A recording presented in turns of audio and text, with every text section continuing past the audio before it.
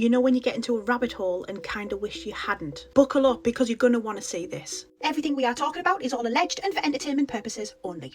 In 2024, a prisoner called Alfredo P. Gonzalez filed a lawsuit against P. Diddy. Now, as much as this did hit the media, kind of got forgot about, and I don't get why, because it's massive. So Alfredo is still currently serving time. He is part of one of the largest Mexican cartels, and his lawsuit happened at the early end of 2024, before all of the allegations, before Diddy's arrest, before a lot of things dropped on Diddy. His lawsuit was defamation of character against Bad Boy Entertainment. Alfredo claimed that one of P. Diddy's business partners from Bad Boy Records wanted to strike up a business deal with the Mexican cartel. He said it wasn't very long before P. Diddy got involved with this deal, and P. Diddy said he was willing to strike up a deal if they could supply young boys and girls in exchange. Alfredo said the cartel's response was absolutely not.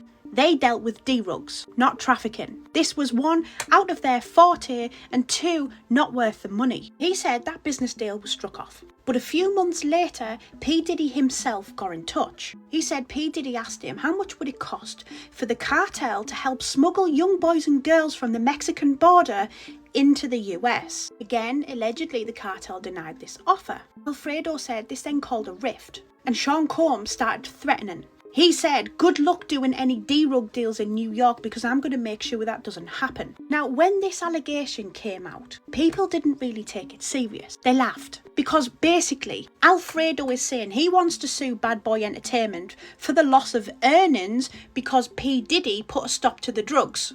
And that in itself is quite comical, yeah. However, he is also claiming that P. Diddy wanted to use the cartel to help smuggle people, to traffic people into America. He's also saying he has proof. He's also saying he has them mobile phone recordings with P. Diddy and this business partner. Why isn't this shit being taken further? This is massive. If he genuinely has that proof, this is huge. All along, people have been asking, where are the children? Where are the children? We have a potential lawsuit that potentially has evidence to back that up. Why isn't the government recovering this evidence? Let's get deeper. Do you remember this guy? Fahim Mohammed. We did a dig dive on here on TikTok. Fahim Mohammed was Michael Jackson's head of security. Fahim was actually present the day that Michael Jackson died and was made to testify in court. After Michael's death, he then immediately started working for P. Diddy as P. Diddy's head of security. Now, Fahim was known as the Mr. Fix-It. He had a lot of connections in law enforcement. He was very good at making the police go away. Diddy actually instructed all of his staff, if you ever have any issues, get pulled over by the police, or have any sort of run-ins with law enforcement, ring Fahim, he'll sort it out. Fahim then purchased a shit ton of land right on the Mexican border. They actually did a live thing on the Telelook, and she has shown you that they can physically see the wall from Mohammed's land. So why would Diddy's head of security want a load of private land that backs onto the wall of Mexico? But that's where we can dig a little bit deeper, because Fahim had multiple businesses all under his name.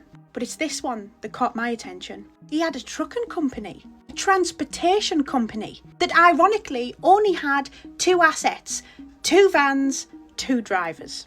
Didn't need any more than that. So we have got a member of one of the largest cartels in Mexico filing a complaint, accusing Diddy of wanting them to smuggle people to the Mexican border. The Mexican border that just so happens to fall on private land owned by Diddy's head of security, who owns a transportation company and can then transport anything he wants from his private land to wherever they need to be. Also, Mr. Alfredo is actually due out of prison next month, so keep your eyes peeled, because this could be interesting.